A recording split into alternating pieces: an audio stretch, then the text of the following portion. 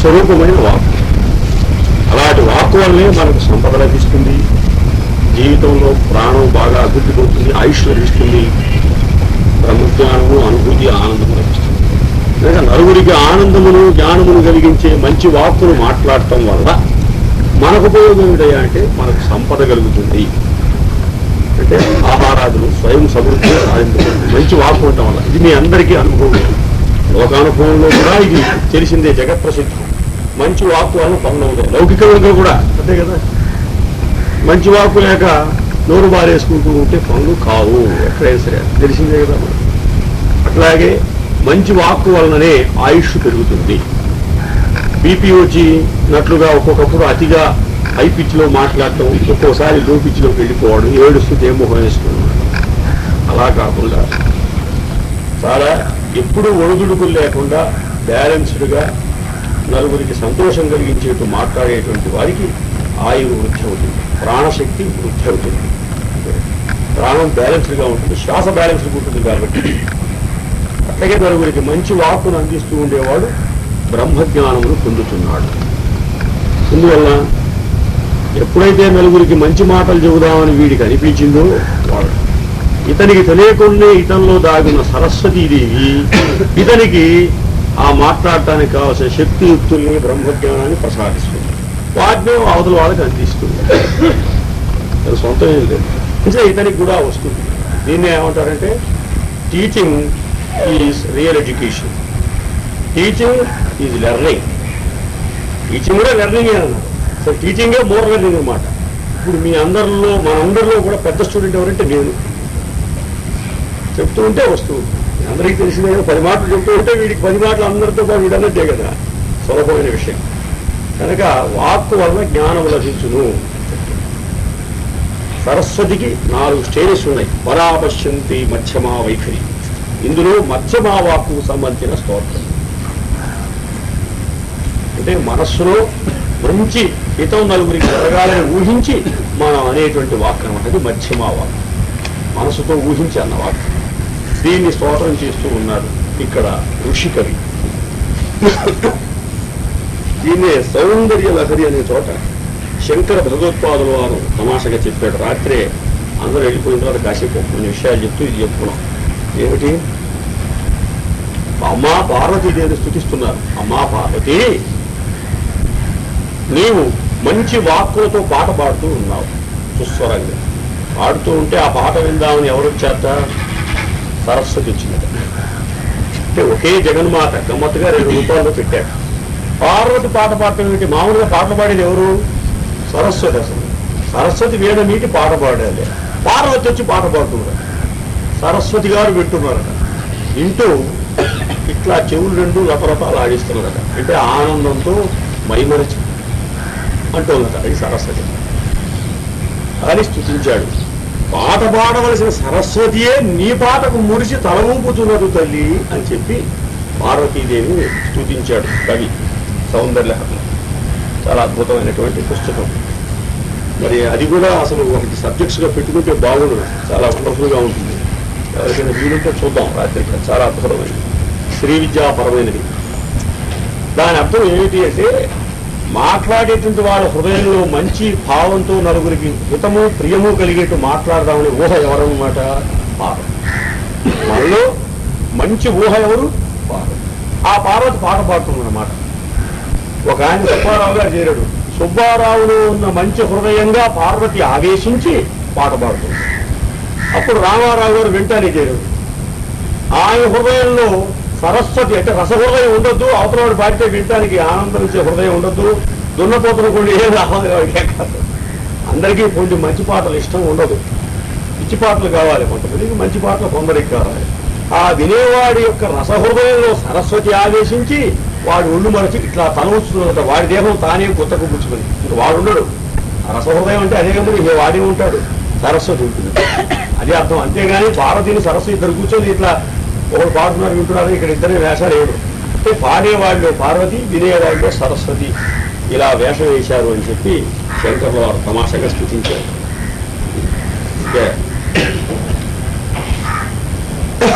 కనుక నలుగురికి చెబుతూ ఉండటం వల్ల తనకు జ్ఞానం పెరుగుతుంది అని మొదటి మంత్రం యొక్క శాస్త్రం.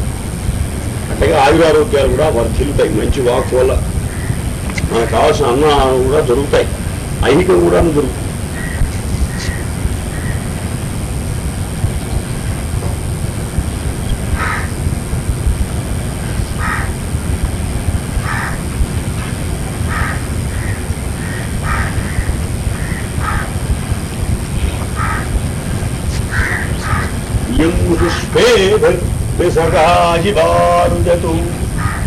ఇయం అంటే ఈమె, ఈమె అంటే ఈ సరస్వతి. ఇయం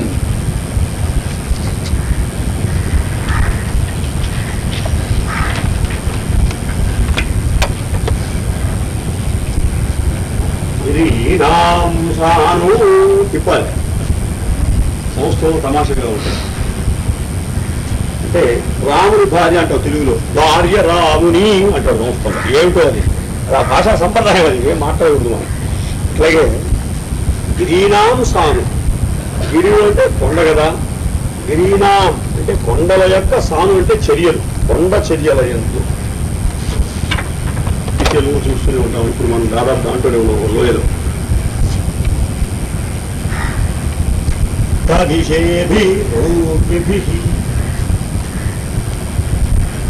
అభిషేభి అంటే వేగముల చేత, వేగములు కలిగినటువంటి అభిషేభి భూమిభి అన్నమాట.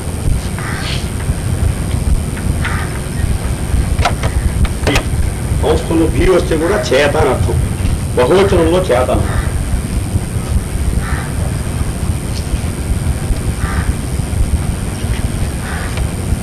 ఊర్మిభి అంటే అవల చేత.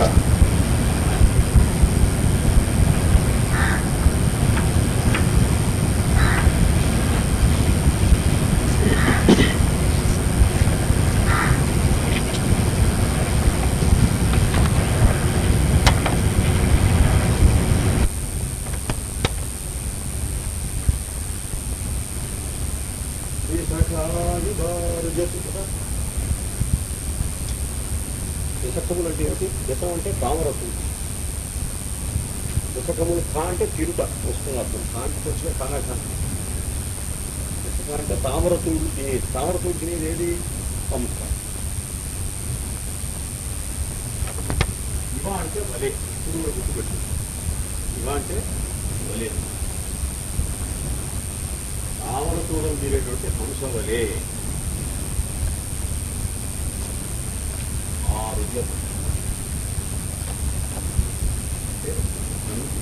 నవము చేసి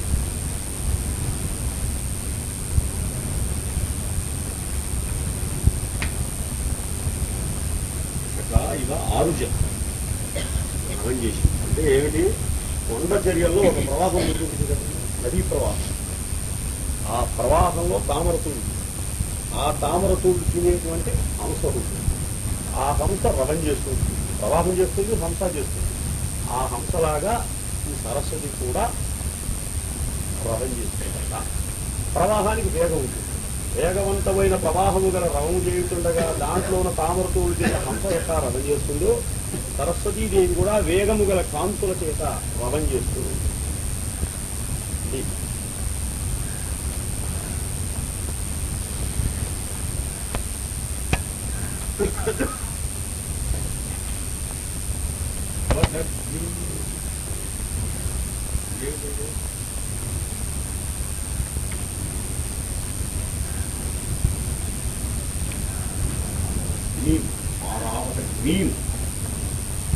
పారావతములు అంటే కొండ యొక్క, నదుల యొక్క పూలము, గుడ్లను. పారం అంటే ఏంటి? పారావతములు అంటే నదుల యొక్క ఉడ్లు. పారావత గిని, నా అంటే నశింపజీవిత, నా అంటే చెడగొట్టుట, నశింపజీవిత, బ్రద్దలు జీవిత, ఛేదించుట. నదుల యొక్క వడ్లను ఛేదించుకుంటూ పోతూ ఉంటుంది. నది ఒక్కోసారి ఉప్పొంగిన పుస్తకం, ఉప్పెలు వస్తే, వరద వస్తే, బ్లడ్ వస్తే ఒడ్లను కొట్టుకొని ఊడ్చుకుపోతుంటారు. ఆ ఊడ్చుకొని వస్తుంది. అది పారావత గిని అంటే ఒడ్లను ఊడ్చుకొని వస్తున్న నదుల వల్ల. అంటే మకారం వచ్చినట్లయితే సంస్కృతంలో ద్వితీయ విభక్తి. రామం ఫలం అంటే రాముని పండును. పరావదగ్నిం అంటే ఊట్లను ఉరుసుకొని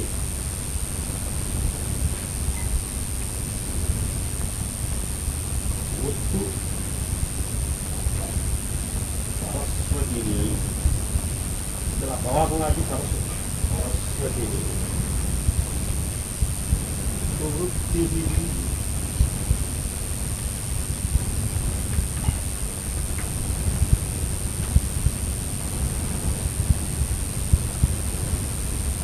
అంటే మంచి, వృత్తము అంటే ఏమిటి? వృత్తము అంటే వృత్తం కాబట్టి వాక్కు. వృత్తము అంటే మంచి వృత్తమైన వాక్కు ఉంటాయి, వృత్తాకారమైన వాక్కు. వృత్తాకారమైన వాక్కు వృత్తం అంటే పూర్ణం. మంచి పూర్ణమైన వాక్కులతో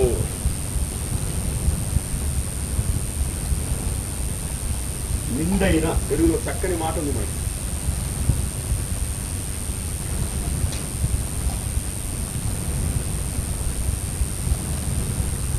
నిండైన వాక్కులతో. పారావదగ్నిమవసేషు వృత్తిభిః.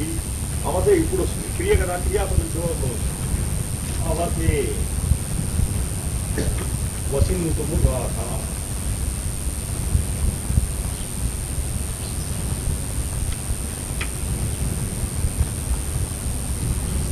సరస్వతిని వాక్కులతో వసించుడేమిటి? సరస్వతి యందు అనాలి కానీ సరస్వతిని అంటే ఒక్కోసారి సప్తమిలో ద్వితీయ వాడబడుతుంది, ఒక విభక్తి బదులు ఇంకో విభక్తి వాడబడుతుంది సంప్రదాయం.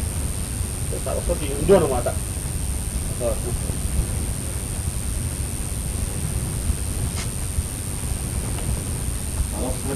యందు.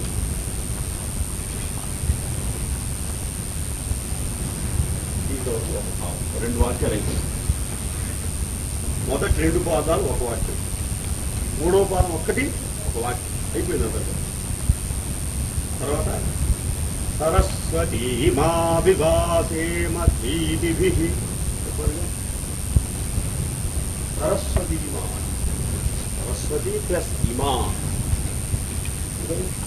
ఇమా అంటే ఈ సరస్వతి, ఈ సరస్వతి ఇమా సరస్వతి ముందు చెప్పుకోవాలి. ఇమా ఇంకా చెప్తేగా తలకిందులు వ్యవహారంగా ఉంటుందంట. ఈ సరస్వతి అని తెలుగులో అంటాం, సంస్థలో సరస్వతి అంటున్నాడు. ఏమిటో పద్యం. సంస్థలో కూడా వచనంలో అయితే తెలుగులో లాగానే వస్తుంది.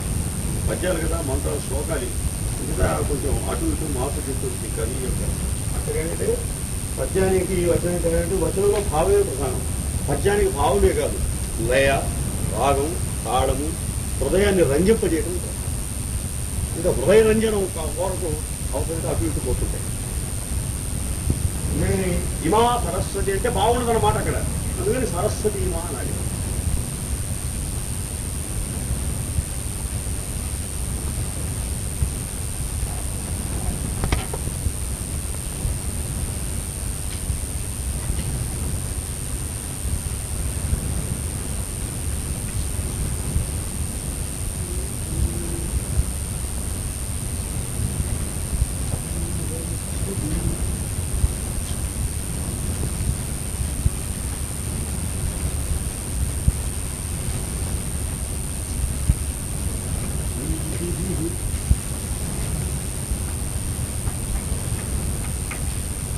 అంటే బుద్ధి, బుద్ధులో చేయాలి.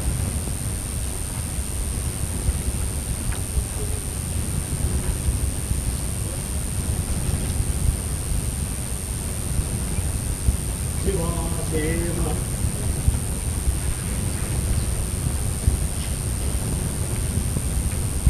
వి అంటే సంస్థలో వి అనే అర్థం వచ్చిందంటే గుర్తుపెట్టుకోండి, విశేషము అర్థం, ఎక్కువగా అర్థం. ఆ ఒక్క అక్షరానికి అర్థం విశేషముగా. వాసేమ అంటే వచించుగా, వాసులో వచ్చారు. విశేషముగా వచించుగా.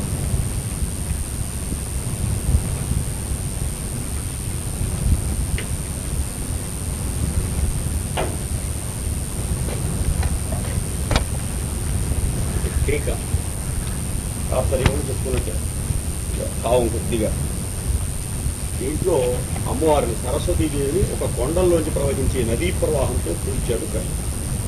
పోల్చడం కాదు, మన మామూలు కోలైతే పూలుస్తుంటారు అడ్డగోలుగా. ఏ స్త్రీ పాదములైనను పద్మములే, ఏ స్త్రీ ముక్కైనను కూడా ఏదో వర్ణిస్తారు, నాకు గుర్తులేదు. ఏ స్త్రీ జుట్టైనను 9 సమూహమే, ఏ స్త్రీ కనులైనను కలువలే. ఇట్లా ఉంటాయి మన కవుల పోలిక. ఇక్కడే కాదు, వేదంలో పోలిక కాదు, ఇది వాస్తవమే. కొండ చర్యల గుండా ప్రవహించేటువంటి ప్రవాహం సరస్వతి యొక్క ఒక స్వరూపం అని చెప్పి కవి అంటున్నారు. ఏమిటది? కొంచెం దీనికి బేస్ ఉంది. నదీ ప్రవాహం 3 స్థితులు. ఏమిటది? మేఘముగా ముందు ఉంటుంది కదా, మేఘాలుగా రూపుగట్టుకొని ఉంటుంది కదా. అక్కడ వేపర్స్ అంత వాటర్ వేపర్స్గా రూపుగట్టుకొని ఉంటుంది. దాంట్లో మెరపు దాగి ఉంటుంది, ఎలక్ట్రిసిటీ మ్యాగ్నెటిజం అని దాగి ఉంటాయి. ఆ దాగి మేఘంలో రూపుగట్టుకొని ఉంటుంది. అక్కడ నీరు ఉండదు, నీరు ఆవిరి రూపంగా కట్టుకొని ఉంటుంది, వేపర్ రూపంలో. అది సరస్వతి యొక్క ప్రాథమిక స్వరూపం. సరస్వతి అంటే వాక్కు మాత్రమే కాదు, ప్రవాహాలు కూడా సరస్వతి యొక్క ఒక అవతారం, అమ్మవారి యొక్క రూపం.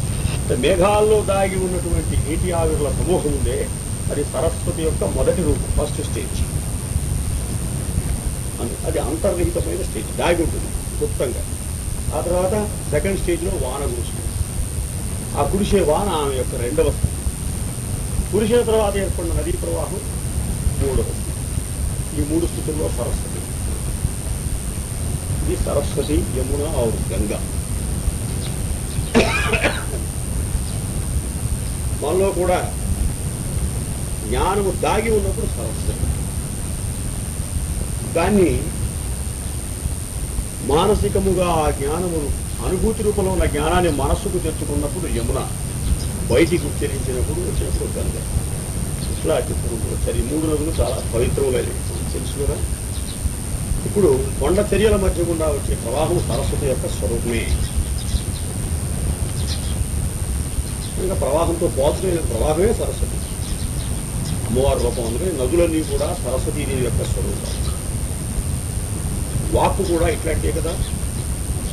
కొండల్లో పుట్టిన నది మైదానము గుండా సంచరించి ప్రవహించి సముద్రాన్ని చేరుతుంది. అట్లాగే మానవుడి హృదయంలో పుట్టిన వాక్కు ఇక్కడ పుడుతుంది. అసలు మంచివాడి వాక్కు ఇక్కడ పుట్టేవాడి వాక్కు మనం ఇక్కడికి రాము, అలాంటి వాళ్ళం రాలేదు. ఇక్కడి నుంచి వచ్చినటువంటి వాక్కు దీని గుండా బయటకు వస్తుంది. ప్రవాహం కూడా కొండ బిలాల గుండా బయటకు వస్తుంది, కానీ అదివరకు ఎక్కడో దాగి ఉంటుంది. కొండ పైన అసలు మేఘాల్లో దాగి కొండ బిలాల గుండా బయటకు వచ్చి మైదానంలో ప్రవహించి సముద్రాన్ని చేస్తుంది. అట్లాగే మానవుడి యొక్క హృదయంలో దాగిన ఓంకార రూపమైన వాక్యే తర్వాత అనేక వాక్కులుగా ఈ కంఠం యొక్క రాత్రి మధ్య నుంచి బయటకు వచ్చేసి వినేవాడి గుండెనే సముద్రంలో ఇది దాగి ఉన్నది మేఘ రూపంలో. ఆకాశం ఉంటుంది, హృదయాకాశం. ఆకాశంలో దాగి ఉన్న సరస్వతి ఇక్కడుంది ఓంకార రూపం. ఆ తర్వాత శాప దీంట్లో నుంచి బయలుదేరింది. అప్పుడు సోహం అనే ధ్వనిస్తుంది, అది వానం. చిన్నగా బయలుదేరింది ఆకాశంలో. బయలుదేరి ఎక్కడికి వచ్చింది? కంఠంలోకి వచ్చింది. కంఠం యొక్క 2 పీకల్ని ఒత్తిడి చేస్తే, రాపిడి చేస్తే 2 కట్టల మధ్య అగ్ని పుడుతుంది. వాక్కు అనే అగ్ని పుట్టింది.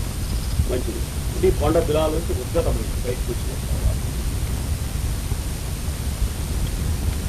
ఆ తర్వాత మైదానం అంటే ఏది? నేను మాట్లాడుతున్నాను అనుకోండి, నా దగ్గర నుంచి మీ దాకా ఉన్న మధ్య ఉన్న చోటు ఉంది, అది మైదానం లాంటి. అందులో ప్రవహించింది సౌండ్. మొత్తం తిరిగింది కదా, సౌండ్ సంచరిస్తుంది. అప్పుడు వినేవాడి హృదయం అనేటువంటి సముద్రంలోకి ప్రవేశించింది. ఇంకేత నదీ ప్రవాహం లాంటిది వాక్కు చెప్పారు.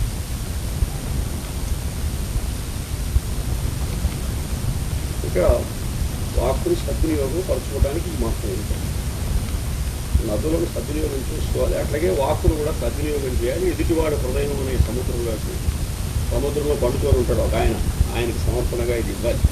నారాయణుడికి నేను వేస్ట్ చేసుకోకూడదు. ఇంకోటి చెప్పుకుంటుంది వేగం గల మహాప్రవాహం. ఎవడైతే ఈ మంత్రం రోజు చదువుకొని సరస్వతినే తన వాక్కుగా ఆరాధన చేస్తున్నాడో వాడికి మహాప్రవాహము, వేగవంతమైన శాంతివంతమైన వాక్కులు వస్తాయి. ఈ మంత్రం యొక్క పరిస్థితి ఇంకో మంత్రం చూడాలి. మొదటి మంత్రాన్ని చెప్పుకున్నాం, జ్ఞానము, ఆరోగ్యం అవి వస్తాయి. ఈ మంత్రానికి ఏమంటా వేగవంతమైన వాక్కు వచ్చి పడుతుంది అన్నమాట. ఎవడికి మంత్రం చదువుకుంటాడో వాడికి మొదలుపెట్టి ఏది పుస్తకం చదువుకున్నా కూడా వచ్చి పక్కన వేగము కాంతి కూడా. కాంతి అంటే ఏమిటి? తనలో ఉన్న ఆత్మను ఎరుగు అది పంచిపెట్టే వాసన, కొత్త వాకులు కాదు. ఎందుకు పనికి అనమాట. కొంతమంది హయాసం అసలు చెప్పి వద్దులే ఉంటారు 3 గంటలు పోతాడు, మళ్ళీ వస్తాడు, మళ్ళీ చదువుకుంటాడు, వాడి కేసు పరిశీలిస్తుంది. అది కాదు ఇక కాంతివంతమైన వాసన. తర్వాత నదీ ప్రవాహమే కాదు, ప్రవాహంలో ఉండే తామర చూడలు తినేటువంటి హంసగా కూడాను సరస్వతిని చెప్తూ ఉన్నారు. సరస్వతి దేవి హంసవాహన అందరూ తెలుసు కదా. ఇక్కడ హంసగా సరస్వతిని చెప్తున్నారు. అలాగే మన శ్వాస ఉంది. ఆ శ్వాస సో అనేటువంటి ఒక రెక్క, గాలి వదులుతున్నాము పీల్చేటప్పుడు సో అనే రెక్క, వదిలేటప్పుడు హంస అనే రెక్క. ఈ 2 రెక్కలు కలిగిన హంస ఇక్కడ అవుతుంది. శ్వాస అనే హంస, దానికి విడుచుట పీల్చుట అనే 2 రెక్కలు. ఈ 2 రెక్కలు కలిగిన ఈ హంస మీద, అందుకనే విడిచేటప్పుడు హమ్ము, పీల్చేటప్పుడు సో హంస. తిప్పేస్తే సోహము, అది తిప్పేస్తే హంస, అంతే కదా. సోహం హంస, అందుకని అది హంస అంటే. ఈ హంసం నుంచి వాక్ అనే సరస్వతి వస్తున్నారు. శ్వాస ఉంటేనే కదా వాక్కు. శవం గారు మాట్లాడరుగా. ఇక శ్వాస అనే హంసము మీదుగా వాక్కు వాహనం వహించి బయటికి వస్తున్నారు. అందుకని సరస్వతి హంసవా. ఈ హంస అనేటువంటి 2 రెక్కలు. ముఖ్యంగా గాలి వదిలేటప్పుడు కదండి వాక్ వచ్చేది. మనం మాట మాట్లాడాలంటే గాలి వదిలేటప్పుడు, గాలి ఎక్స్పైరింగ్ నాట్ ఇన్స్పైరింగ్. ఇక హమ్ అనేటువంటి భూమి వచ్చినప్పుడు వస్తుంది. ఇదే హంస, హమ్ వదిలిపెట్టారు హంస హంసవా. ఎప్పుడైతే ఈ వాక్కును అంతర్యానికి ఆరాధనగా ఉపయోగిస్తామో అప్పుడు మనలో ఉన్న ఆత్మనే, భగవంతుడినే ఎదుటి వాళ్ళు దర్శిస్తాం, వినేవాళ్ళు కూడా. అప్పుడు మన వాక్కు మీదుగా సరస్వతి అవతలిపోతుంది. మన కలిగే దర్శనం మాత్రం గరుడ గమనుడు అన్నారు. అప్పుడు ఈ శ్వాస అనేది 2 రెక్కలు, అది గరుత్మంతుడు, దాని మించి నారాయణుడు. హంసవాహన సరస్వతిని ఆరాధించి గరుడ గమనుడు అయిన శ్రీహరి కనపడతాడు. తమాషగా చెప్పారు. అసలు మొట్టమొదట తల్లి గర్భంలో జీవులు పడినప్పుడు హృదయాకాశం ఏర్పడి అందు శ్వాస పుట్టింది. శ్వాస పుట్టింది కదా, తర్వాత పిండం పెరిగింది. ఆ శ్వాస రూపంలోకి రావటమే సరస్వతి యొక్క జీవితావస్థ. తల్లి గర్భంలో జీవుడు పడినప్పుడు అమ్మ వీడిని అనుగ్రహించడానికి జగదంబైన సరస్వతి ఆకాశం నుంచి వీడి ఆకాశంలోకి దిగొస్తుందట శ్వాసగా. దీన్ని దేవుని యొక్క 21 అవతారాల్లో ఒకటి అని చెప్పి భాగవతంలో ఇంకో రకంగా చెప్పారు.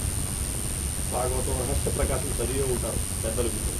అందులో భగవంతుని 21 అవతారాల్లో హంసావతారంలో ఉంటున్నారు. అంటే హంసుడని ఒక అబ్బాయి ఎవడు పుట్టాడు కావాలనుకుంటారు. అది కాదు, ప్రతి జీవుల్లో శ్వాసగా స్వామి దిగొచ్చాట. శ్వాసే హంస, అది ఆయన హంసావతారం. ఆయనే ఆ పని చేయకపోతే మనం ఏమంటారు, జీవితమే లేదు. చెడ్డవాడికి కూడా శ్వాస ఉంటుందిగా. భగవంతుని యొక్క శ్వాస శక్తినే చెడ్డవాడు కూడా ఉపయోగిస్తాడు. అవతల వాడిని కొట్టని మంచికి ఉపయోగిస్తాడు, మంచివాడు. ఇది హంసవాహన సరస్వతి. ఆమె తామరతూడును తింటుందట. ఎవరి హంస గారు ఏమి తామరతూడును తింటుంది? హంస అంటే తామరతూడు తింటుంది. ఇప్పుడు సరస్వతి అనే హంస ఏమి తామరతూడును తింటుంది? తామర అంటే పద్మం. పద్మకోశ ప్రతీకాశం. పద్మము యొక్క మొగ్గ లాంటి బ్రహ్మాండం. పద్మం యొక్క మొగ్గ ముట్టుకుంటుంది, మళ్ళా ముట్టుకుంటుంది. ఈ బ్రహ్మాండాన్ని 2 పదార్థాలతో పోల్చారు వేద పురాణాలలో. ఏమేంటండి? ఒకటి పద్మము, 2 గుడ్డు, కోడి గుడ్డు. మధ్యలో దాని ఒకదాన్ని పెట్టారు. కోడి పుంజనే విష్ణువు, ఈ కోడి గుడ్డనే విరాట్టు, అంటే ప్రకృతితో కూడినటువంటి ఈ విరాట్ పురుషుడు వాడితే పెట్టగారు ఎవరు? ప్రకృతి గారు. ప్రకృతి అనే పెట్ట, పుంజైన నారాయణుడు, వారిద్దరి యొక్క మరి దాంపత్యం వల్ల గుడ్డు గుడ్డు. ఆ గుడ్డుగారు ఎవరు? విరాట్ పురుషుడు. ఆ విరాట్ పగులుకొని లోపల నుంచి ఒక పిల్ల బయటకు వచ్చింది. వాడు బ్రహ్మదేవుడు, హిరణ్య గర్భుడు. తమాషగా చెప్పారు. తర్వాత సృష్టి చేస్తుంటారు. ఇక్కడి గుడ్డలోంచి చాలా మంది వస్తూ ఉంటారు. మనమంతా బ్రహ్మ మొదటి జీవుడు, మనమంతా అట్టొచ్చిన వాళ్ళమే. ఇది ఒక పద్ధతి. ఇదే తస్మాత్ విరాడజా ఇది విరాజు అని. ఇట్లా కాకుండా పద్మంగా కూడా పూజించారు. హిరణ్య గర్భాండం అనే ఈ బ్రహ్మాండాన్ని ఎందుకంటే బ్రహ్మ యొక్క గుడ్డు బ్రహ్మాండం అంటారు. ప్రపంచాన్ని ఏమంటారు? బ్రహ్మాండం అంటే బ్రహ్మ యొక్క అండం అంటే గుడ్డు అనమాట. అంటే బ్రహ్మ ఏ గుడ్డులోంచి బయటికి వచ్చాడో ఆ గుడ్డు ఇదేని అర్థం అనమాట. అది బ్రహ్మాండం అంటే. మనది కూడా పిండాండం అంటే పిండం బయటికి రావడం వేలైన గుడ్డు సొన. గుడ్డు సొనలాగానే తల్లి గర్భము నుంచి వచ్చినటువంటి పదార్థం ఉంటుంది శోణితం. పురుషుని శుక్రము ఆ శోణితం కలిసి కోడిగుడ్డు ఆకారం చెంది అందులోంచే వీడి పిండం పెరిగేది. ఇక్కడ కూడా అంతే జరుగుతుంది. పద్మ రూపంలో కూడా పోల్చారు. పద్మం ఏం చేస్తుందండి? మూర్చుకొని ఉంటుంది. రాత్రి సూర్యుడు ఉదయించగానే తత్కిరణాలకు మేలుకొస్తుంది, విచ్చుకుంటుంది. మళ్ళీ అస్తమితమే గోల్బాల్ మూర్చుకుంటుంది. అలాగే ఈ యావత్ జగత్తు కూడా జగద్గోళమంతా అవ్యక్తమైన స్థితిలో ఉంటుంది. ప్రళయంలో వెళ్ళిపోతున్న నారాయణ యొక్క హృదయంలో అఖండ చైతన్య శ్రవంతి నారాయణుడు. ఆ చైతన్యంలో దాగిపోతాయి మనస్సులు, బుద్ధులు, దేవతలు, ఋషులు, ప్రజాపతులు, సోలార్ సిస్టమ్స్ మొత్తం ఎగిరిపోతాయి. గల్లంతు ఎగిరిపోయినప్పుడు ఎక్కడికి పోయినాయి? ఎక్కడికి పోవటం లేదు. రాత్రిపూట మనం నిద్రపోయేటప్పుడు మన అదేలు చదువుకున్న చదువులన్నీ ఎక్కడికి పోతాయి? నేను చెప్పుకున్నాగా ఆత్మలో దాగి ఉంటాయి. ఎక్కడికి పోవు, దాగి ఉంటాయి. లేటెంట్ హీట్ ఆఫ్ వాటర్ లాగా. మళ్ళా పొద్దున్నే అన్ఫోల్డ్ అయితే బయటకు వచ్చి ఎక్స్టర్నలైజ్ అవుతుంది, మేనిఫెస్టేషన్ వస్తుంది. అసలు లేకపోవడం లేదు. సృష్టి కూడా అశాశ్వతం కాదు. చాలా మంది చెప్తారు సృష్టి అశాశ్వతం అని. కాదు, వేదంలో చెప్పరు, మెట్ట వేదాంతంలో చెప్తారు. సృష్టిలో ఉన్న ఒక్కొక్క రూపం అశాశ్వతం. ఆ రూపం మాత్రం ఇంకో రూపం. యావత్ సృష్టి మొత్తం కలిపితే పోతమే లేదండి. ఒకవేళ మొత్తం బ్రహ్మాండ గోళాలన్నిటికీ ప్రళయం వచ్చింది అనుకుందాం, కోట కోట కోట కొట్ట కోట కొట్ట చూపుతారు. పోయినా మళ్ళీ ఆయన హృదయంలో దాగి ఉంటే తప్ప పోవటం లేదన్నాడు. అసలు పోవటం లేదన్నాడు. అందుకే సృష్టికి ఏమని పేరు? జగత్. జగత్ అంటే అర్థం ఏంటి? జా ప్లస్ గా జగా. జా అంటే పుట్టుట, గా అంటే నడుచుట. పుట్టి ప్రవహిస్తుంది. Comes and it moves and moves, ever dynamic, ever static. అది సృష్టి అంటే జగత్. ఇంకో రకంగా చెప్పచ్చు, సంస్థల్లో గా అనే అక్షరం రీడూప్లికేషన్ ఉంటుంది. రీడూప్లికేషన్ ఆఫ్ గా వచ్చినప్పుడు జా అవుతుంది సంస్థ వ్యాఖ్య. అంటే జగత్ అసలు జగత్ కాదు. మన పేరేంటి అసలు? జగత్. ఆ మొదటిగా రెండోగా రెండు ఆమ్లెట్లు వచ్చింది. వచ్చినప్పుడు మొదటిగా జా అవుతుంది. ఇదో సూత్రం.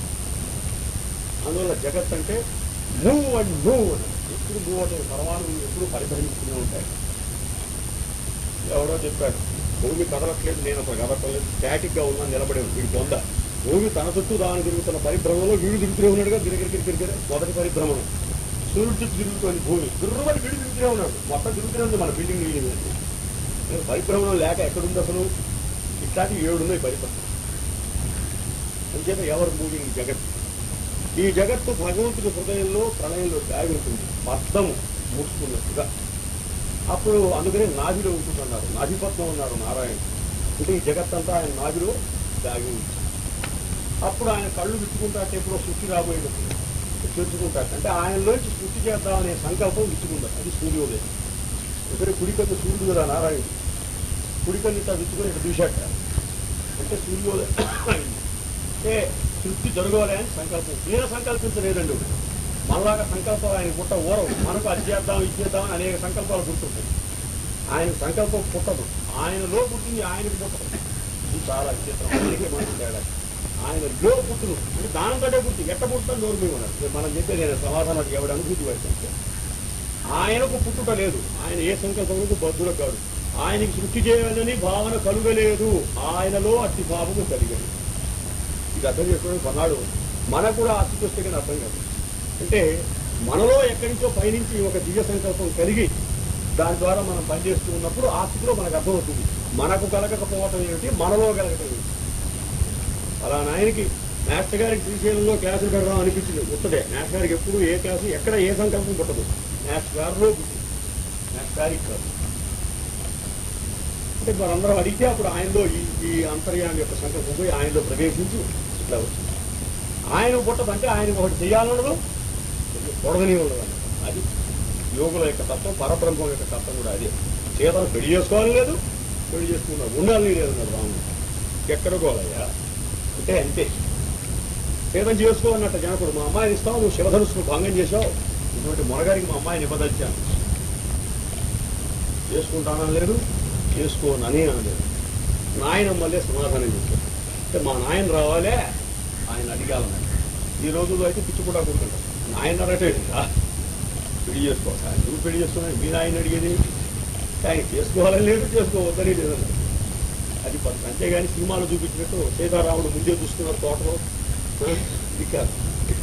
అది తోటరాముడు, అసలు రాముడు కాదు, సినిమా రాముడు. కనుక పద్మం విచ్చుకుందట సూర్యుడు ఉదయించేపటికి, అంటే నారాయణుడి కన్ను సంకల్పం వచ్చేపటికి. ఆ విచ్చుకున్న పద్మం క్రమంగా మొగ్గరించి అలా విచ్చుకుని పూర్తి పుష్పంగా వస్తుంది. అదే బ్రహ్మాండ సృష్టి గోళం.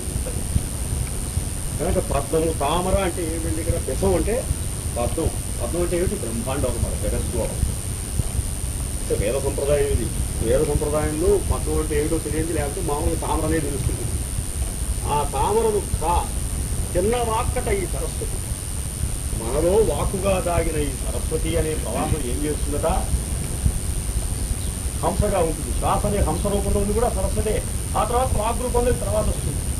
ఇక్కడ ఓంకార రూపంలో ముందుంది, శ్వాస రూపమైన హంసగా తర్వాత ఉంది, ఆ తర్వాత వాక్ రూపమైన నదీ ప్రవాహంగా తర్వాత. ఇది స్థితులు. ఈ హంసగా ఉన్న స్థితిలో ఏం చేస్తుందట, శ్వాసగా ఉన్నప్పుడు ఏం చేస్తుందట, తామర తూళ్లను తింటుందట. అంటే ఏమిటి, ఈ ప్రపంచమే తామర కదా, ఈ ప్రపంచాన్ని తింటుంటుందట శ్వాస. ఇక్కడ మహాభక్తుని యొక్క శ్వాస ప్రపంచాన్ని తింటుంటుందట. అంటే ప్రపంచమును తింటామంటే స్వీకరించడం. మనం అన్నం తింటుతాం, అన్నం తింటాం అంటే ఏంటి, అన్నమును మనలోకి అబ్జార్బ్ చేయం. అట్లా యావత్ జగత్తులని కూడా భక్తుడు తనలోకి అబ్జార్బ్ చేయాలి తన శ్వాస ద్వారా. వారి ఇన్స్పైరింగ్.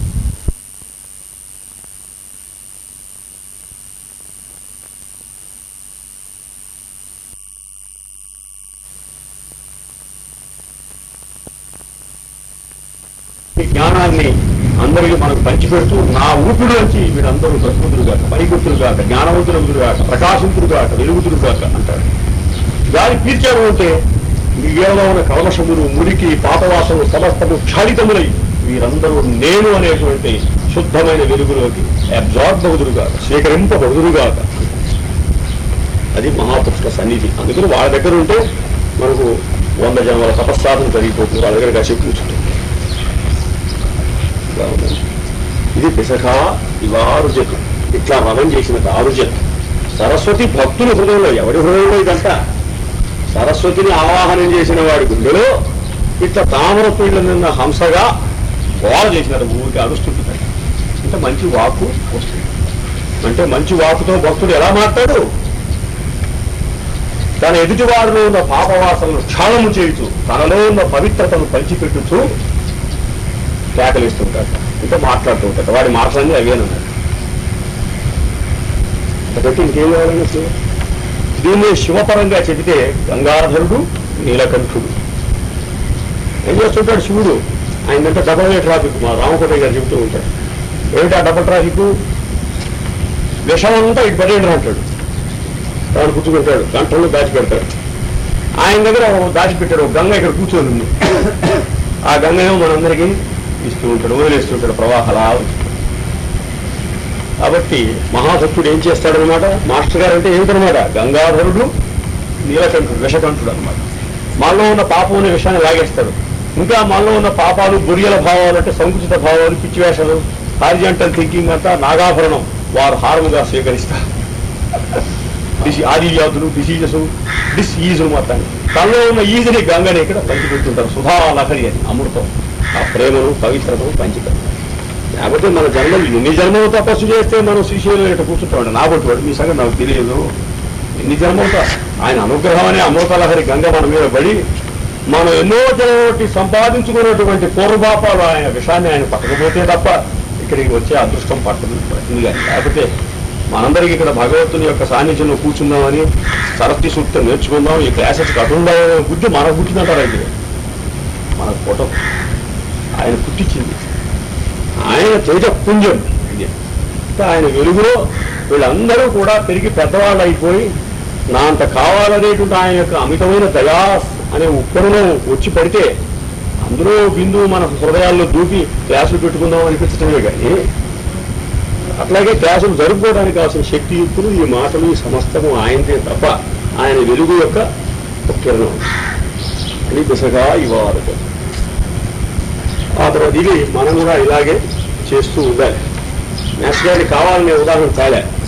ఆయన పద్యం అసలు ఈ మంత్రానికి ఇప్పుడు ఈ చెప్పినటువంటి మంత్రానికి కరెక్ట్గా సరిపోయే ఒక పద్యం శ్రీపతిలో ఉంది. ఆయనే చెప్పుకున్నారు. తాను శ్వాస పీడిస్తే ఎట్లా ఉంటుందో, తాను శ్వాస విడిస్తే ఎట్లా ఉంటుందో, తన ప్రేమ ఎటువంటిదో, తాను చేసే పని ఏదో గాలి పీడిచేటప్పుడు వదిలేటప్పుడు తన 20 ఏళ్ల వయసులో చెప్పుకున్నారు.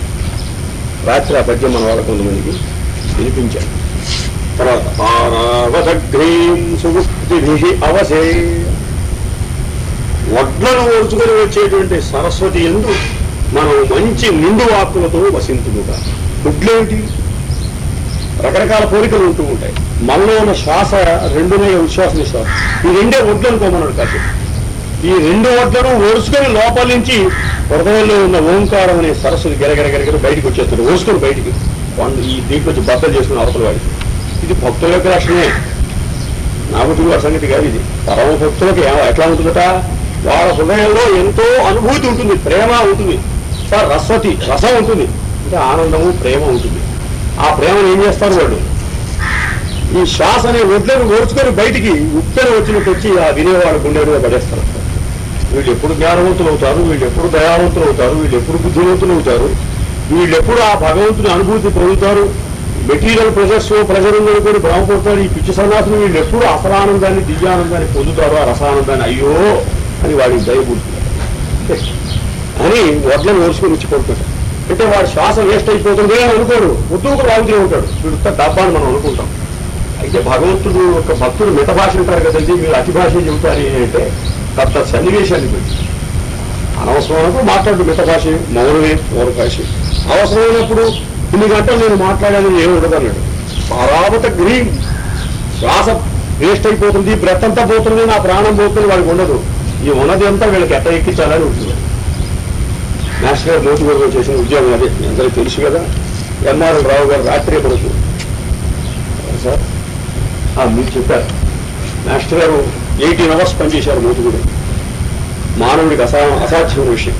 అలా చేస్తూ ఉంటే ఎంఆర్ఎల్ రావు గారు అండి, మాస్టర్ గారు ఇంత శ్రమ మీరు పడుతున్నారు, నేను కొంత పంచుకుంటాను, ఒక సబ్జెక్ట్ నేను చెబుతాను అని అన్నారు. రాత్రి వారు చెప్తున్నారు. అంటే నో, మీరందరూ నా మీద నమ్మకంతో అభిమానంతో వచ్చారు, ఎంత శ్రమ అయినా సరే నేను తీసుకొని చెప్పవచ్చు అంతే. That was his pleasure. ఇది పారావతగిరి. అదే మాస్టర్ గారు అంటుండేవారు, మనకు బాధలు ఉన్నాయి, వాల్మీకి వ్యాసులు కూడా చాలా బాధలు ఉన్నాయి అన్నారు ఒకసారి ఉపన్యాసం. ఏమిట్రా అనుకున్నాను, వాళ్ళు కూడా చాలా కష్టాలు ఉన్నాయి. వ్యాసుడికి వాళ్ళిద్దరికి చాలా కష్టం. ప్రపంచంలో అందరికంటే ఎక్కువ కష్టాలు ఎవరికైతే వాల్మీకి వ్యాసుడికి. ఏమిటా ఏమైనా దుంపలుగా కలియుగంలో అభిప్రాయ భేదాలతో, పరిగిరాని ఆలోచనలతో, అనేక రాజకీయ సినిమాలు పిచ్చి వేషాలతో ఆ డివైన్ హ్యాపీనెస్ బ్లిస్ ఎట్లా ఉంటుందో అందుకోలేదే దుంపలుగా అని కర్మ పుట్టి వాళ్ళకు రామాయణం రాసేట ఆయన, భారతం భాగవతం ఆయన రాసి పిచ్చి పుట్టింది వాళ్ళు. అదితే వాళ్ళ కష్టం. కలియుగంలో జీవులు ఎలా బతుకుతారో వీళ్ళు ఆనందంగా హాయి ఎట్ట దక్కుతుందిరా అని వాళ్ళు కష్టపడ్డారు. అదితే వాళ్ళ కష్టం పాపం. ఇంకా ఏ విషయంలో కూడా అంత కష్టం లేదు. వాల్మీకి వ్యాసులకు పెద్ద పిచ్చి కష్టం పడ్డారు పాపం. వాళ్ళకంత కష్టం అనేటువంటి ఇంజక్షన్ ఇచ్చిన ఇంకో ఆయన ఉన్నాడు, ఆయన పెద్ద ఆయన నారదుడు అనమాట. వాళ్ళిద్దరికి ఇంజక్షన్ ఇచ్చాడు, పోయినాడు ద్వారకుడు. ఆయన చచ్చాడు. వాళ్ళు రాముడు బాధలేక వాడు ఆయన చేశాడు ఇదంతా. కనుక వాల్మీకి వ్యాసుల గుండెలో ఈ వడ్లను ఓడ్చుకొని శ్వాసను దాటి వచ్చినటువంటి వాక్కులు ఉన్నాయి. అవే రామాయణం భాగవతం. ఈ వాక్కుల ఉదాహరణ అవే ఆ 3 కావ్యాలు, రామాయణ భారత భాగవత. అంటే వాళ్ళ శ్వాస వెనుక ఎవడున్నాడు? నారాయణుడు ఉన్నాడు. వాల్మీకిలో రాముడు ఉన్నాడు, వ్యాసుడు కృష్ణుడిగా ఉన్నాడు. ఆ ఉన్నటువంటి నారాయణుడే ఈ శ్వాస అనే వడ్లను ఓర్చుకొని నదీ ప్రవాహమైన సరస్వతిగా బయటకు వచ్చి ఆ వాక్కులు వచ్చి తర్వాత సువృత్తిభి, ఇలాంటి వడ్లను ఓర్చుకొని వచ్చే సరస్వతి యందు మనం వసింతుము కాక. అంటే ఆటి మంచి వాక్కులు మనం మాట్లాడుతుము కాక. మనం శ్వాస పీలుస్తున్నాం, వదులుతున్నాం, మాట్లాడుతున్నాం అంటే ఇది మన చేతుల విషయం కాదు. ఇది సరస్వతీదేవి అనుగ్రహం. ఈ శ్వాస యొక్క హంసావతారం. ఇలా ఈ వాక్కు ఆ హంసవాహనమైన సరస్వతి యొక్క స్వరూపం. దీన్ని సద్వినియోగం చేసి ఆరాధన చేయాలి. వాక్కు మాట్లాడటం అనేది ఒక ఉపాసన, సరస్వతీదేవి యొక్క ఆరాధన అని భావించాలి. కానీ ఒక్క మాట ఒక అక్షరం పూర్తి చేయకూడదు. ఒక ఆట వేస్ట్ చేసామంటే సరస్వతికి మనం అపచారం చేసేది. అది గుర్తుపెట్టుకోవాల్సింది అని చెప్పి ఈ మంత్రం చెబుతాం. సరస్వతి యందు మనం జీవించాలంట. Let us be aware in her, let us awake ourselves in her. ఎట్లా? మంచి నిండైన వాక్కులతో సరస్వతి యందు జీవించుట, సరస్వతిని ఆరాధించుట అంటే అర్థం ఏంటట? సువృత్తిభి, మంచి పూర్ణమైన వాక్కులు మాట్లాడటమేనట ఆయన ఆరాధించడం. ఇందాక చెప్పుకున్నాగా పార్వతి మాతృకి సరస్వతి భవిష్యని అంటే మీ హృదయాల్లో ఉన్నటువంటి సరస్వతికి నేను చేసే ఆరాధన ఏమిటాయంటే మంచి పూర్ణమైన వాక్కులు మాట్లాడు. పూర్ణమైన వాక్కు అంటే అర్థం ఏంటి? పూర్ణమైన హృదయం. పూర్ణ హృదయంతో వచ్చిన వాక్కు పూర్ణమైన వాక్కు. కాసేపు దాచిపెట్టుకుని మళ్ళీ మధ్యాహ్నం ఇంటికి రా ట్యూషన్ చెప్తాను అనే వాక్కు కాదు. మా టీచర్ చూస్తుంటాను, నేను టీచర్కి గోత్రం, ఆ గోత్రం నాకు తెలుసు. కొంత మింగేసి నిండు హృదయంతో చెప్పేటువంటి వాక్కు. సబ్జెక్ట్సే కాదు, వారితో మాట్లాడి, పిల్లలతో మాట్లాడి, ఎవరన్నా రాని ఆ పిల్లలే నిండు హృదయంతో మాట్లాడే వాక్కు నిండు వాక్కు. ఇది కేంద్రం. తన హృదయం కేంద్రం, ఈ ప్రపంచం పరిధి. తన హృదయం అనే కేంద్రం నుంచి విశ్వం అనే పరిధిలోకి, వృత్తంలోకి విజృంభించేటువంటి యాథార్థ రూపంగా వచ్చే వాక్యం ఏదైతే ఉందో అది సువృత్తిభి, అవి నిండైన వాక్కు. జనే అగ్నా విష్ణు సజోషసే మాదత్తందువాంగిర. ఈ సృష్టి మొత్తానికి కేంద్రం ఏవట అగ్ని, పరిధి ఏవట విష్ణువు. సృష్టి చేద్దామనే సంకల్ప స్వరూపం, స్పర్ ఆఫ్ క్రియేషన్, అది అగ్ని స్వరూపం. పరమాత్మే క్రియేషన్ అనే సంకల్ప స్థితిలో ఉన్నప్పుడు ఆయన అగ్ని అంటారు. క్రియేషన్ వచ్చింది, వచ్చిన క్రియేషన్లో అంతర్యామిగా ఉన్నప్పుడు విష్ణువు అంటారు. ఈ అగ్నికి విష్ణువుకి మధ్య ఉన్న డ్యాన్సే క్రియేషన్ బొమ్మ. అది అగ్నా విష్ణు సజోషసే. అగ్నిగారు అనే కేంద్రము, పరిధి అనే విష్ణువు మధ్య ఉండే వ్యాసార్థాలే డ్యాన్సులు. దేవతలు, ఋషులు, ప్రజాపతులు, జీవకోట్లు, చెట్లు, చేమలు మొత్తం. ఇది యావత్ సృష్టి అన్నారు అని తమాషగా చెప్పారు. అందుకని దాని అసలు పేరు చమకం కాదు, చాచా చాచా అని వచ్చింది కాబట్టి చమకం అంటారు. వాజశ్చమే ప్రసవశ్చమే ప్రజతిష్టమే అని చా వచ్చింది కాదు. అసలు దాని పేరు అగ్నా విష్ణు సూక్తం. అట్లాగే నమ్మకం, నమ నమ నమ నమస్తోమాయ నమస్తామ్రాయ నమశృంగ, నమ వచ్చింది కాబట్టి నమ్మకం అంటారు. దాని పేరు నమ్మకం కాదు, రుద్ర సూక్తం. లేక ఏతత్ శతరుద్రీయమదు విధీయతే శతరుద్రీయం అంటారు. సరేలేండి. ఆ తర్వాత ఇమా సరస్వతీ భీతి నివాసేమ. సరస్వతి యందు మంచి వాక్కులతో నివసింపుము కాదు, ఇంకా మన బుద్ధుల చేత ఎక్కువగా వసించుము. మంచి బుద్ధి ఉంటే అప్పుడు సరస్వతిని మనం ఎక్కువ వసించినట్టు. మంచి వాక్ అయితే కొంతమంది వాక్కును కామర్స్ చేసేవాడు ఉన్నారు. బిజినెస్ మెన్ కూడా యోగిలాగా మాట్లాడతారు. మన పోతే రెండు సార్లు కూర్చొని గోడ్చిపట్టి అది అండి, మన మీద ప్రేమ కాదు, ఆయన బిజినెస్ సాగాలి. అట్లాగే పండితుల్లో, కవుల్లో వాక్కును కామర్స్ చేసేవాడు ఉన్నారు. నేను పేరు చెప్పను, ఎవరిని గురించి కాదు, ఇంకా తమాషగా అలాంటి వాళ్ళు ఉంటారు కలియుగంలో. అంటే చాలా నాజుగా, సున్నితంగా తెచ్చిపెట్టుకున్న భాషతో మన హృదయానికి రంజకంగా, హృద్యంగా మాట్లాడతారు. కానీ ఇక్కడి నుంచి రాదు అది. కనుక బుద్ధి అంటే ఇది మంచి, ఇది చెడు, ఇది చెయ్యాలి, ఇది చెయ్యకూడదని నిర్ణయించే శక్తి మనలో బుద్ధి అంటారు. అది నీకు వదిలేస్తున్నావు తల్లి అన్నారు. ఏ మాట మాట్లాడాలా, ఏది మాడకూడదు, ఏం చేయాలా, ఏం చేయకూడదు అంతా నేను సొంతంగా తెచ్చిపెట్టుకుని సుకుమారమైన, లలితమైన మాత్రం మాట్లాడటం కాదు. అవతలవాడికి ప్రియముహితములు కావాలని మన ఏదో ఆలోచించి కాదు. అవతలవాడికి ప్రియహితాలు నేను ఆలోచించను, అవతలవాడికి ప్రియముహితమేదో నువ్వు చెప్పు, నా బుద్ధిని నడిపించు, అప్పుడు మాట్లాడతానంటాడు. అది ఈ ఋషి చెప్తున్నమాట. నలుగురికి సంతోషం కలిగించి ఆలోచన చేయాలంటే తప్పు. నలుగురికి సంతోషం కలిగించి ఆలోచన నీకేం తెలుసు? నీకు ఉందా? నువ్వు ఆలోచించే వాళ్ళ సంతోషం ఉంటే నీకేం తెలుసు? వాళ్ళ హృదయంలో ఉన్నది, నీ హృదయంలో ఉన్నది ఒకే పరబ్రహ్మం లేక పరాశక్తి అయిన సరస్వతి. ఆమెకు నీ బుద్ధిని సమర్పించు. ఆమె చెబుతున్న అవతల వాడికి ఏది కావాలో అది చేయమని. అప్పుడు నీ హృదయంలో తడుతుంది. నీకు అవతల వారికి మధ్యలో ఉన్న అనుసంధానమైన మాస్టర్ గారును, సరస్వతిలోను సమర్పణ చెందితే అప్పుడు నీకు తడుతుంది అవతల వాడికి ఏది కావాలో. ఎందుకంటే అక్కడ ఇక్కడ ఒకటే తత్వంగా నీ సొంతంగా ఆలోచించాలి. అవతల వాడికి ఏది కావాలో తెలియదు.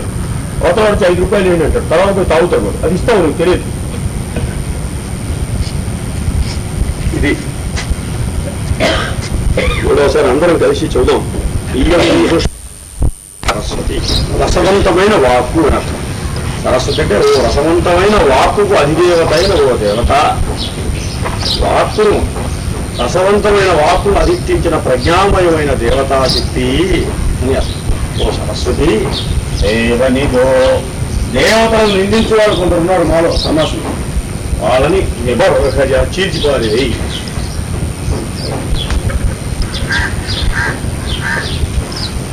పదవిభాగం వరకే రాస్తాను. అర్థం చాలా సరస్వతి అంటే అర్థమైంది కదా, రసవంతమైన వాక్కుకు అధిష్టాన దేవత.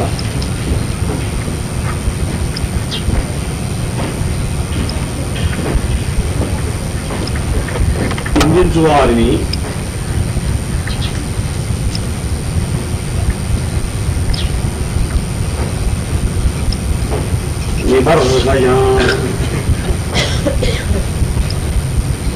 అంటే చీల్చివేయను. అక్కడే మౌన పడారు మన వాళ్ళు.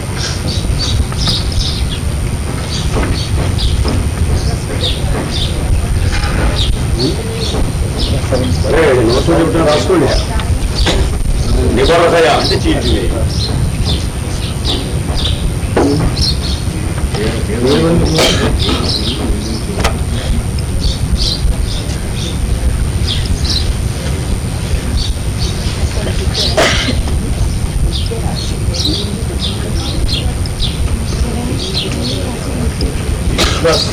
ప్రజాం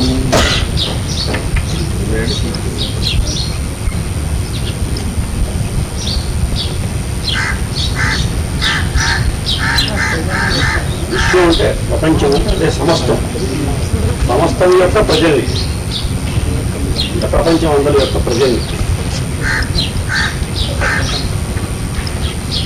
సర్వ ప్రజలను అనవచ్చు.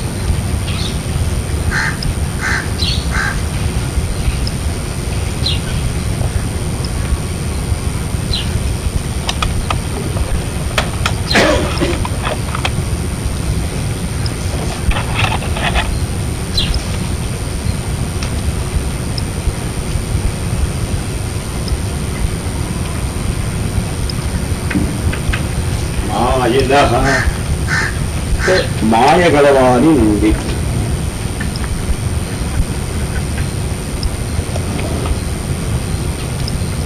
కాకపోయినా దయచేసి నేను 2 మాట చెప్తాను. మాయ గలవాని నుండి.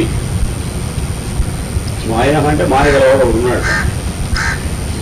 వాడు ఎలాంటి వాడు? వసయస్య. తర్వాత చెప్తాం. వసయస్య అంటే రాక్షసుడు. వసయుడు అంటే రాక్షసుడు. రాక్షసుని నుండి.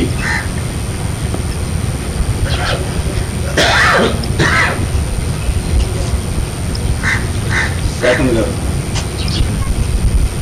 paradise lost. You have to regain the paradise which you have lost by Saturn. సర్వ ప్రజల్ని కూడా మాయగల వారి నుండి రాక్షసుల నుండి అంటే నిన్నే చెప్పుకున్న సంస్కృతి సంప్రదాయం.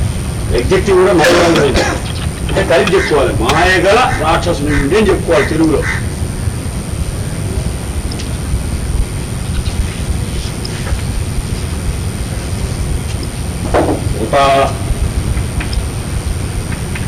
మనకు నమ్మకంలో ఎక్కువగా వస్తుంది ఉత శబ్దం. ఉతైనం ఘోప మాటి మాటికి వస్తుంది ఉత అని. ఉత అంటే మరియు అనమాట.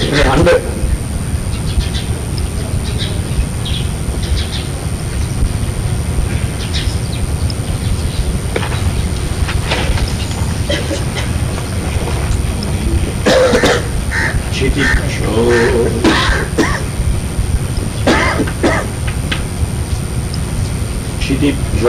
క్షితి నుండి. క్షితి అంటే ఏమిటి? క్షితియాంతర రేఖలు ఫిజిక్స్ లో చెబుతూ ఉంటారు, మన జాగ్రఫీలో వస్తూ ఉంటారు. క్షితిజం. క్షితి అంటే భూమి. భూమికి క్షితి అని పేరేలా వచ్చాను? క్ష అంటే సంస్కృతంలో క్షీణించుట, తగ్గిపోవటం. క్షితి అంటే తగ్గిపోయేది కనుక, క్షీణించేది కనుక భూమి ఎప్పటికైనా మార్పు చెంది చెంది చివరికి మొత్తం బద్దలయ్యేదే. అంటే దీని పేరు క్షితి. ఏడవలసి పనిలేదు. మనం ఇంకో గ్రహం మీదకి పోతాం, కొంపలంటే పోయింది లేదు. ఎవల్యూషన్లో భూమి అసలు భూమి బద్దలయ్యే కాకుండా మనం బద్దలు కావాలి. ప్లానెట్ దీనిలో ఒక హైయర్ ప్లానెట్స్ మీదకి ఎవల్యూషన్కి వెళ్తాం అన్నమాట. ఇంతకు పూర్వం మనం మార్స్ నుంచి వచ్చాం, ఇప్పుడు మెర్క్యూరీ మీద నేను కంగారు వచ్చింది. విజుల్లో పరిణామం పూర్తయితేనే భూమి మీద పరిణామం. ఎందుకంటే భూమి యొక్క పిల్లగాడు కొడుకు. ఇది అయిన తర్వాత బుధుడు గారు, వారి తర్వాత బృహస్పతి గారు, వారి తర్వాత శుక్రుడు, వారి తర్వాత అసలు వారు శనిగారు పెద్దవారు ఉన్నారు చాలా, వారి మీద పరిణామం పూర్తయితే అప్పుడు సూర్యమండలంలో సూర్యమండల భేదనం చివరికి. అందుకని ఎవరన్నా చచ్చిపోతే కర్మ చేసేటప్పుడు సంకల్పం ఏం చెబుతాం, మామూలుగా సర్వలోక కళ్యాణార్థం ఏదో చెప్తూ ఉంటాం. చచ్చిపోయినప్పుడు కర్మలు ఏం చెబుతామంటే అదే ఫలాని గోత్రోద్భవశ్య, ఏదో ఫలాని రామారావు శర్మనామధేశ్చ, ఏదో ధర్మపత్ని సమేసి చెప్పకూడదు, బాగుంటుంది. శాశ్వత బ్రహ్మలోక పుణ్యఫలావాప్తి సిద్ధ్యర్థం, లేకపోతే సూర్యమండల భేదన సిద్ధిరస్థం. ఆ చివరికి ప్రతివారు సూర్యమండల భేదం చేయుగా కానీ కోరుతూ ఉంటాము. పెళ్లిలో కూడా అదే సంకల్పం. కన్యాదానం చేస్తూ ఉంటారు, ఈ కింద నుంచి నువ్వు వైన వేస్తే సూర్యమండలం వేయడానికి పట్టడానికి 8,000 సంవత్సరాలు అన్నాడు వీడు, సూర్యమండల వేదన పర్యంతం చెప్తూ ఉంటారు సంకల్పం. క్షితిభ్యో అంటే భూమి భూతత్వం నుండి,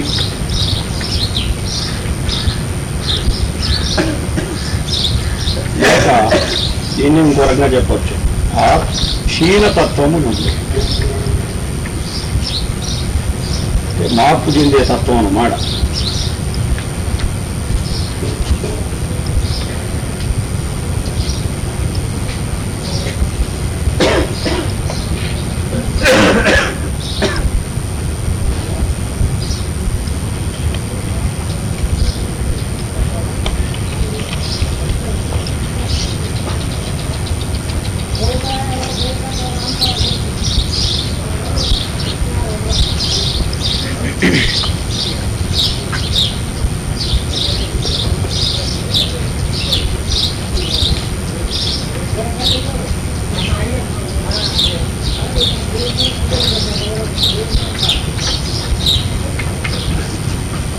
అవిందో అవనీహి అవిందో, ఇది అవనీర విందో అంటే అరవిందం కాదు, మమ్మ గురించి తామరపు అనుకున్నారు. అవనీహి అవింద, అవిందో విందతి అంటే పొందుట, విందు అంటే పొందుట సంస్కృతంలో, అవింద అంటే పొందకుండుట. అవిందో అంటే పొందకుండుట నుండి.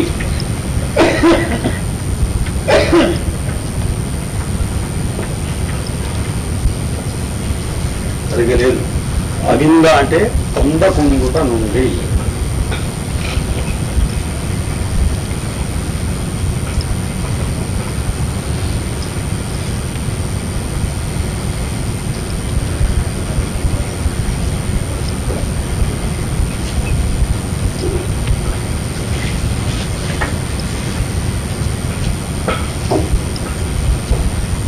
అవని రక్షింపుము.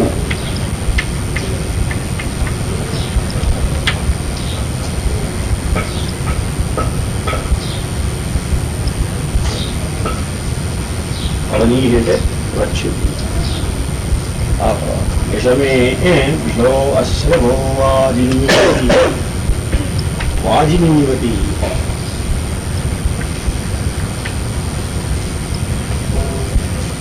వాజము అంటే, వాజి అంటే గుర్రం కదండి, ఎందువల్ల వచ్చింది వేగము కలిగి కనుక. అసలు వాజం అంటే వేగం అన్నమాట.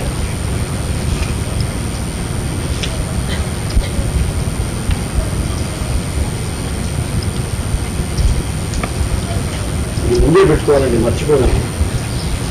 వెలిసారి అడ్రస్ ఇది, సరస్వతికి ముందు అడ్జెక్టివ్.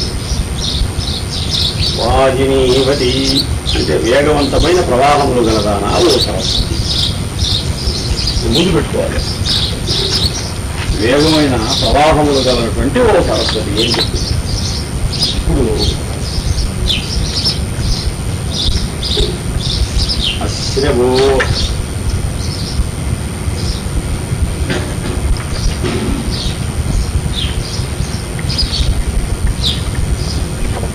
నదులు,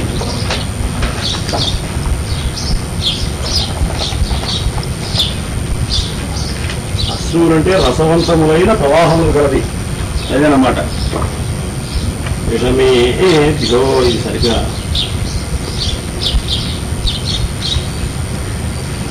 విషమే దిగో. విషం అంటే ఏంటిది? విషమం అంటే విషం కాదు, విషమము. సమం ఉందనుకోండి, సమం అనే పదం సమం కానీ విషమం. విషమం బాగుండదు, విషమం అన్నారు. నాశనం అయింది. విషమం వేరు, విషమం వేరు. విషమం అంటే అర్థం సమము కానిది. సమం అంటే ప్లెయిన్గా ఉంటాయి సార్, ప్లెయిన్ ప్లేసెస్, మైదానం. విషమం అంటే మిట్టపల్లాలు అన్నమాట, కాస్త పైకి గీవి. కనుక విషమేధ్యం అంటే మిట్టపల్లముల నుండి.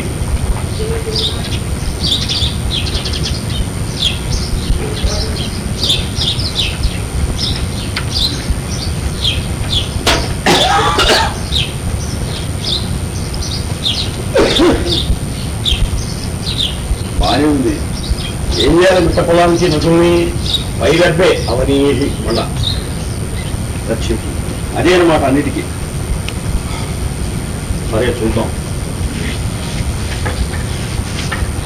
ఇది ఇంకో అర్థం కూడా తర్వాత చూద్దాం. మా సరస్వతి, మాలో దేవతలు ఉన్నారు. ఎవరు దేవతలు? మన ప్రాణానికి అది దేవతలు, మన ఇంద్రియములకు అది దేవతలు. కన్ను కోడు, ముక్కు కోడు, చెవు కోడు. ఇంద్రియముల గడుపుదైన మనస్సు కోడు. అశ్వినో బాహుభ్యాం, బాహువులకు. పుష్పో హస్తాభ్యాం. మా మెలుకువకు, మా నిద్రకు, మా ఉచ్చారణకు, మా శ్వాసకు, మా ఉచ్చరించే వాక్కులో శబ్దములకు, అర్థములకు. ఇట్లా దేవతలు చాలామంది ఉన్నారు. వీళ్ళందరూ ఇక్కడ ఇంటెలిజెన్సెస్ చేరి వర్క్ చేస్తూ ఉంటే మనం బండి నడిచి వెళ్ళిపోతాం. మన తెలివితేటలో కూడా కాదు, మనమా వీళ్ళందరినీ సృష్టించింది. కన్ను ముక్కు చేసి మనం ఎవరైనా మనిషి సృష్టించము. వస్తువులు సృష్టించగలదు కానీ ఇనానిమేట్ ఆబ్జెక్ట్, ఏదన్నా ఫిజికల్ ఆబ్జెక్ట్ సృష్టి చేయగలదు కానీ ఆర్గానిక్ మ్యాటర్ మనిషి ఏం సృష్టి చేస్తుంది? వీళ్ళకి ఇష్టం ఏంటి? బొమ్మ కన్ను సృష్టించగలదు కానీ అసలు కన్ను ఎట్లా? వీటన్నిటికీ అధిదేవతలు ఉన్నారు. ఆ అధిదేవతల యొక్క శక్తి వల్ల మానవులు బతుకుతూ ఉంటే, ఇంతకుముందు ఉంటే ఈ మొత్తం నేనేనంటాడు. మీరు చాలా శక్తి ఇక్కడ ఉంది, పెద్ద యంత్రాంగం. నేను ఉంటాడు. ఆ దేవతలను నిందించే వాళ్ళు కూడా ఉన్నారు దీంట్లో. అసుర్యానామతే లోకాః. అసురులు ఉన్నారు.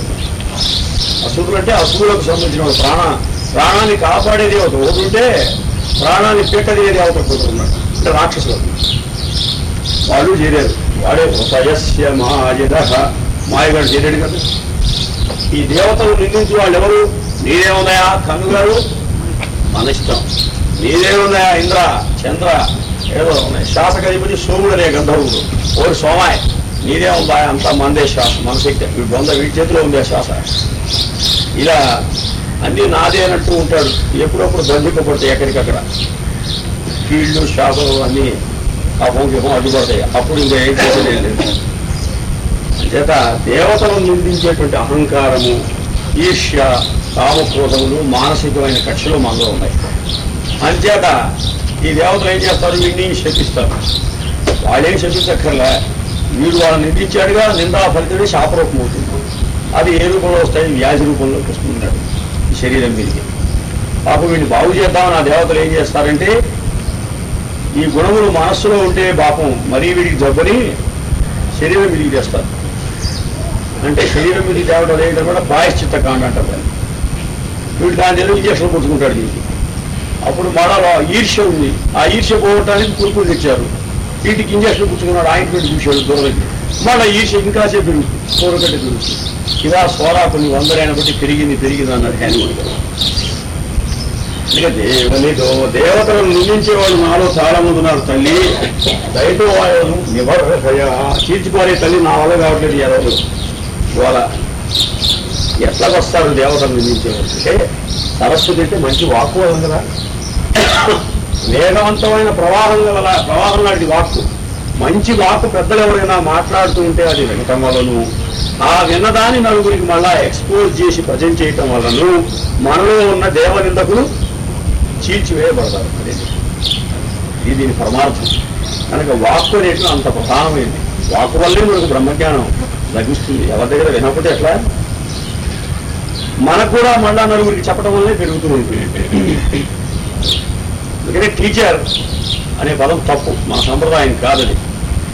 చెప్పువాడు వినేవాడు కాదు. ఇక్కడ చెప్పేవాడు ఒక్కడే అందరికీ జగద్గురుడు. వీళ్ళందరూ ఎవరంటే మీరు వినేవాడు, నువ్వు వినేవాడు అన్నాడు. కో స్టూడెంట్. ఉపాధ్యాయుడు అంటే అర్థం ఏంటి? ఉపా ప్లస్ అధ్యాయం. అధ్యయనం అంటే స్టడీ చదువుకోవడం, ఉపాధ్యాయుడు అంటే కలిసి చదువుకోవడం, కో స్టూడెంట్. టీచర్ అంటే తెలుగులో కరెక్ట్ అయితే బోధకుడు, బాధకుడు. బోధకుడికి ఉపాధ్యాయుడికి సంబంధం. ట్రాన్స్లేషన్ ఏదో అట్టపట్ట చేశారు కానీ కలిసి చదువుకోవడమే నేను కూడా చేస్తుంది మీతో. యాష్ గారు కూడా అంటుండేవారు, మీతో కలిసి నేను కూడా చదువుకుంటున్నాను హాయ్ అనేవారు చెప్తున్నాను. అందువల్ల వాక్కు వలన మనలో ఉన్న దేవనిందకులు చనిపోతారు. అంటే పెద్దల సన్నిధిలో మంచి విషయాలు వినటం వల్ల మనలో ఉన్న అహంకార కామక్రోధాలు పోతాయి. నాయన వారి వాక్కు ప్రభావం అటువంటి సరస్వతి దేవనిదో. మరి ఇంకా విశ్వస్య ప్రజా మన్నే కాదమ్మా, ఈ ప్రజలు చాలా మంది బాధపడుతున్నారు. వీళ్ళందరినీ ఏడిపించేవాడు ఒకడు ఉన్నాడు. మహాజనహృషయస్య, తన మాయాస్వరూపంతో రాక్షసుడు ఒకడు ఏడిపిస్తున్నాడు. వాడే శంబరాసుడు అని నిన్న చెప్పుకున్నాం, నేను మధ్యాహ్నం చెప్పుకున్నాను. ఆ మాయాయుడు. మాయా అంటే ఏంటి? జీవుడు తాను భగవత్ స్వరూపుణ్ణి అనే సంగతి మర్చిపోయి, అంతర్యామిని మర్చిపోయి దేహం అనే భ్రమలో పడి ఈ సుఖాలు మెటీరియల్ ప్రెజర్స్ వెంబడి వెళ్ళేట్టుగా ఉంటాడు. మిగతా వాళ్ళని తనకంటే వేరుగా చూసి వాళ్ళేందు ఇష్టానిష్టములు కల్పించుకుని కొన్ని కావాలని కొన్ని వద్దని, కావాలని కొన్ని కోరింది వస్తే సుఖము లేకపోతే దుఃఖపడి గిలగిల కొట్టుకుంటుంటాడు. ఈ సుఖ దుఃఖ స్వరూపమైన సముద్రంలో భవసాగరం ఉన్నారు. దీన్ని గిలగిల కొట్టుకుంటుంటారు. సుఖ దుఃఖాల కారణాలు రాగద్వేషాలు. ఒకదానిందు రాగము, ఒకదానిందు ద్వేషం ఉండటం వల్లే సుఖ దుఃఖాలు. రాగద్వేషాల కారణం అహంకారం. తన నుండి ఇతరములు వేరుగా చూడటం వల్లే ఆ ఇతరము నుండి ఒకదానిందు రాగం, ఒకదాని ద్వేషం వచ్చింది. తనను ఇతరులను చూడటమే అసలు మూలం అన్నిటికీ. ఈగో సెంటర్ అన్నిటికీ అన్నమాట. వాడే మాయగాడు. ఆ వాడిని కాస్త నీవు వాడి నుండి ప్రజలందరినీ కూడా అమ్మా అవనీ కాపాడు. వేటించి కాపాడాలి? నెంబర్లు వేసుకోవాలి. 1 మా యస్య, వాడి నుంచి కాపాడి మానవుని ఏం చేస్తావు? ప్రజలంటే పుట్టినవాడు. ఎక్కడి నుంచి వచ్చారు వీళ్ళు? భగవంతుడు. మళ్ళా భగవతత్వంలో వీళ్ళని తీసుకెళ్ళమ్మా. బ్రహ్మజ్ఞానం ఈ తల్లి, ఈ మాయను చీల్చిపారే తల్లి. కాబట్టి వాక్కు వల్లే మాయ చీల్చివేయబడుతుంది. మనలో ఉన్న అజ్ఞానం ఎట్లా పోతుంది అనమాట. అజ్ఞానమే మాయ అంటే. అజ్ఞానం అంటే ఏంటి? ఇగ్నరెన్స్ అంటే ఏంటి? తన నుండి ఇతరమును చూచుట, తాను మిగిలిన వారికన్నా ఎట్లు విశిష్టుడో భావించుట, అది అజ్ఞానం. దీన్నే ఐడెంటిటీ అంటారు. అయితే ఎంత జ్ఞానం పెరుగుతుంటే అజ్ఞానం కూడా అంతగా పెరుగుతూ ఉంటుంది. ప్రపోర్షన్ చూడండి తమాషగా. మనం ఎంత చదువుకుంటూ ఉంటే ఏమవుతుంటుంది? చదువుకున్న కొద్దీ కూడా నేను మిగతా వారికంటే నేను ఎంత బాగా చదువుకున్నాను అనుకుంటాడు. అంటే అజ్ఞానం పెరుగుతుంది. దాని పక్కనే సందు చేసుకుని వస్తుంటుంది. మరి బహు కష్టమైంది. ఇది బాగుంటే ఏం చేయాలంటే మళ్ళా తనకంటే తక్కువ చదువుకున్న వారి దగ్గర మంచి మాటలు వినాట. అప్పుడు చచ్చేట్టు ఈగో వస్తుందండి, అహంకారం వస్తుంది. అది పద్ధతి. నేనేం చేయాలట? నాకంటే తక్కువగా చదువుకున్నవాడు ఎవరైనా మంచి విషయాలు చెప్తే నేను వినాలి. ఆ ఓపిక నాకుంటే అప్పుడు నాలో ఉన్న మాయ పోతుంది. అది మాయ అంటే. రాక్షసుడు దక్షుడంత వాడికి తప్పలేదు. వేద విద్యలన్నీ కూడా నేర్చుకున్నవాడు కూడా అహంకరించాడు. అంచేత మాయాస్వరూపమైన అజ్ఞానం నుండి నాకు రక్షించు. Protect me from ignorance. తర్వాత మరియు కూడా ఇంకా ఎవరున్నారు? 2 క్షితిక్షో, క్షీణతత్వం నుండి నన్ను రక్షింపు తల్లి. భూతత్వం అంటే భూమి ఏం చేస్తుంది? ఎత్తు గ్రావిటేషనల్ పుల్ లాగుతుంది కిందికి. మనిషి భూమి అంటే దేహము, మధ్యలో మనస్సు ఉంది. ఇది ఒక ఇది ధర్మామీటర్ కాలం ఉంటుంది. మనస్సు పైన ఏమున్నాయి? బుద్ధి ఉంది, ఆత్మ ఉంది. అక్కడి మీద కూడా వస్తుంది. మధ్యలో మైండ్ ఉంది. దీని కింద ఏముంది? ఇంద్రియములు ఉన్నాయి. దీని కింద ఏముంది? శరీరం ఉంది. శరీరంలో అంగములు ఉన్నాయి. మనసుకు పైన ఏముంది?